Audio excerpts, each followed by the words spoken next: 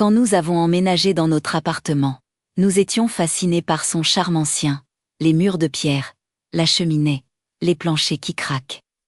Mais dès la première nuit, quelque chose s'est imposé à nous sans que nous comprenions comment. Un immense tableau à l'huile, que nous avions vu, quelques heures plus tôt, dans une pièce totalement encombrée par 50 ou 60 boîtes, était maintenant parfaitement accroché, au-dessus de la cheminée. Nous nous sommes regardés, incapables d'expliquer comment il avait pu être déplacé sans qu'aucun de nous ne l'ait touché. Et c'est à partir de là que les phénomènes ont commencé. Chaque nuit, exactement vers 3 heures du matin, un bruit sec résonnait dans l'appartement. Un pop, pop, pop, régulier, comme une balle frappant une planche de bois. Mon mari et moi nous réveillons en même temps, assis sur le lit, à écouter ces tapotements qui se transformaient ensuite en de petits pas rapides, comme ceux d'un enfant courant dans le couloir. Les nuits suivantes, les bruits se rapprochaient un peu plus de notre chambre. Comme si quelque chose cherchait à attirer notre attention. Une autre nuit, c'est une sensation physique qui nous a réveillés, quelqu'un nous attrapait les orteils. Pas un courant d'air, pas un frôlement, une vraie pression, glacée, précise, comme une petite main qui joue à nous faire sursauter.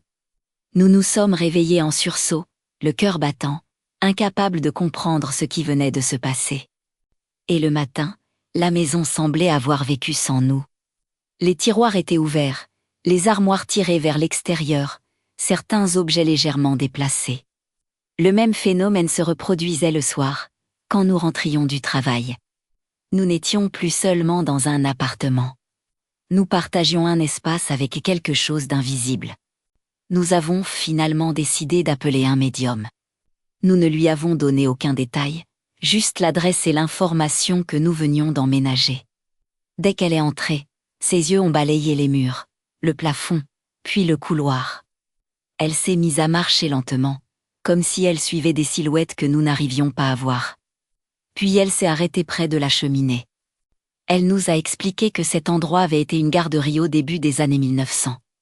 Elle voyait un jeune garçon, courant dans l'appartement avec une petite raquette en bois reliée à une balle par une ficelle. Exactement le bruit que nous entendions chaque nuit. Puis elle a montré le tableau, au-dessus de la cheminée. Elle nous a dit qu'une femme plus âgée, très stricte mais pas méchante, nommée Bette, travaillait autrefois dans cette garderie. C'est elle qui voulait attirer notre attention. C'est elle qui ouvrait les tiroirs, les armoires. Et surtout, c'est elle qui avait déplacé et accroché ce tableau, pour affirmer son autorité. Le médium nous a alors demandé de lui parler, elle et au petit garçon. Nous avons dit à voix haute que nous respections l'endroit, que nous reconnaissions leur présence et que nous souhaitions vivre en paix avec eux. Et quelque chose a réellement changé. L'air est devenu plus léger. Les bruits ont diminué, même s'ils n'ont jamais complètement disparu. De temps en temps, un petit pop lointain résonnait. De temps en temps, une porte s'ouvrait seule, ou un tiroir bougeait, mais ce n'était plus menaçant. C'était comme s'ils acceptaient enfin que nous vivions ici nous aussi. Je crois profondément que lorsque nous avons reconnu Bette et le petit garçon, ils nous ont accordé leur bénédiction. Cet appartement a été l'une des expériences les plus étranges, mais aussi les plus fascinantes de notre vie. Une cohabitation silencieuse, avec ceux qui n'ont jamais vraiment quitté les lieux. Si cette histoire t'a glacé le sang, abonne-toi à Les Minutes de l'Ombre. Ici, chaque nuit cache une vérité.